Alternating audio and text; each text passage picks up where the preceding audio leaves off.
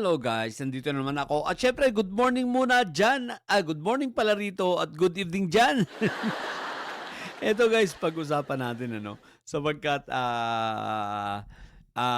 putok na nga yung sinabi. Yesterday pa ito nag-start yesterday pa.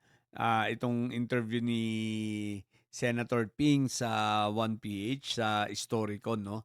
At sinabi nga niya rito na sa kanyang info, no? Anyway, pag-uusapan natin about dito sa dito sa action ng COMELEC regarding sa ah anong tawag dito? Complaint, no? Sa COMELEC sa Omnibus Election Code violation itong si Marco Tae. Okay, 'yon. So ngayon, etong si Senator Ping nagsalita na sabi nga niya na ayon sa kanyang info hindi naman kumbaga isang religion na lang, no? Ang may impluwensya ang pinapatungkulan niya. Maliwanag naman sa ating lahat na ang pinapatungkulan niya rito ay INC, no?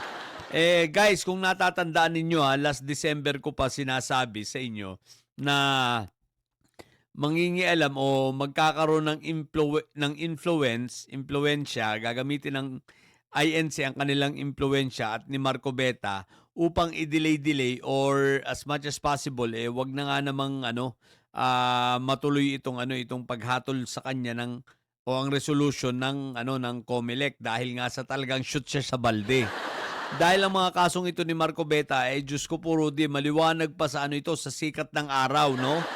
Na talagang siya ay may pagkakamali at kahit anong palusot ang gawin niya, talagang siya ay masushoot sa balde. Kaya nga lang, alam mo naman ang COMELEC, di ba?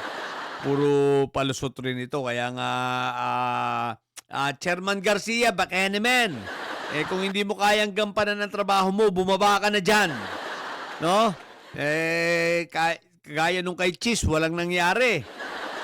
Ang dami nilang mga palusot, no? What the heck?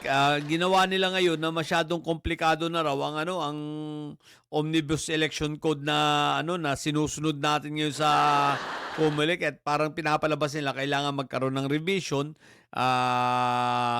para sa ganun ng amendment, no? Para sa ganun maitama daw, what the heck.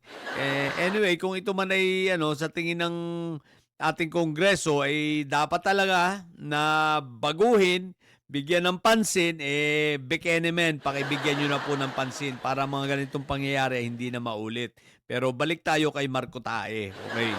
Itong si Senator Marco Tae, very obvious naman na talagang siya ay may kasalanan sa bagay na yan, ngayon, guys, ito. Di umepa lang mga taga COMELEC at nagsabi na teka lang dahil sa ang ombudsman may finorward na na complaint rito. Kasi may complaint kasi sa ombudsman ng kontradaya, 'di ba? Itong ang itong perjury. Pagsisinungaling nitong si Marco Tae na talaga namang perjury naman yung ginawa niya. Pagsisinungaling naman talaga. Isipin mong hindi i-declare na meron siyang tinanggap na 112 million. Tapos sasabihin niya hindi pa siya kandidato. No, hindi ka kandidato pero congressman ka, bobo. So tumanggap ka pa rin kabilang ikaw ay congressman ng panahong yan. O di ba? O dahil nagkanda bobo na. Pero guys, eto na lang. Maraming sinasabi ang COMELEC at isa nga sa mga sinasabi nila rito ay naging complicated dahil nga sa i-forward sa kanila ng ombudsman yung kaso ni Marco Beta, no? Na ito ay isang criminal case, di ba? So, dahil sa criminal case na yun, nahadlangan, nagkaroon ng conflict at hindi agad sila makapaglabas ng resolution. Bagamat sila daw maglalabas na sana ng resolution.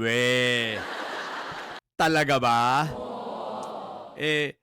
Dahil sa pagkatanggap nyo, sinabi nyo, maglalabas na kayo ng resolution. Pero ang totoo niyan, kung walang lumabas, kung walang finorward ng ombudsman, hindi pa kayo maglalabas ng resolution nyo.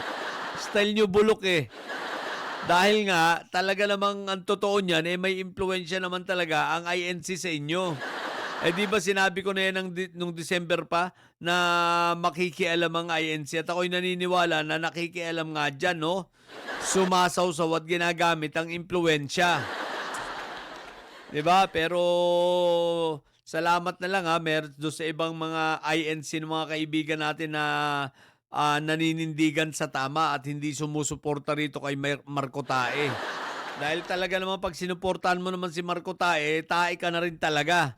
Isipin mo, sinusuportahan mo pro-China, makapili, 'di ba? What the heck? Ibinebenta, ipinamimigay ang ating ang ating karapatan at ang ating soberenya, pati yung KIG, 'di ba?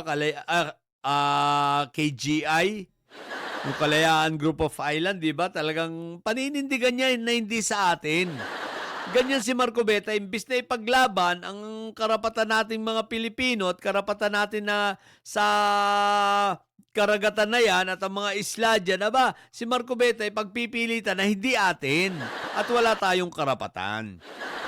Pero eto na lang guys, dahil nandyan na yan, sabi nga ng COMELEC, may criminal case na kakaharapin si Marcobeta sapagkat sa batas nga naman kasi natin ang COMELEC pwede silang maging fiscal 'no, pwede silang maging prosecutor 'no. So pwede silang magsampa ng ng demanda at sila ang haharap na prosecutor laban dito kay Marcobeta kung merong ganyang mga criminal case in relation sa Omnibus Election Code. So, kaya yun ang kanilang gagawin. No? Sige na lang, ganito lang gawin natin. Total nandyan na yan eh. Sige, maghihintay kami. COMELEC, tandaan ninyo, magbabantay kami at maghihintay kami kung talagang masasampahan ninyo ng criminal case itong si Marco Tae sa RTC. Babantayan namin yan. Titingnan namin kung talagang totoo na makakapagsampa kayo, mga hinayupa kayo. Sige, tingnan lang natin So, pero kasi sa totoo lang kung talagang meron na silang desisyon, pwede naman silang maglabas ng ng desisyon nila dahil magkaiba naman yung sa desisyon sa violation ni pangalan nito, ni Marco Tae sa Omnibus Election Code na hawak ng COMELEC versus dito sa sinampa sa ombudsman na perjury, di ba?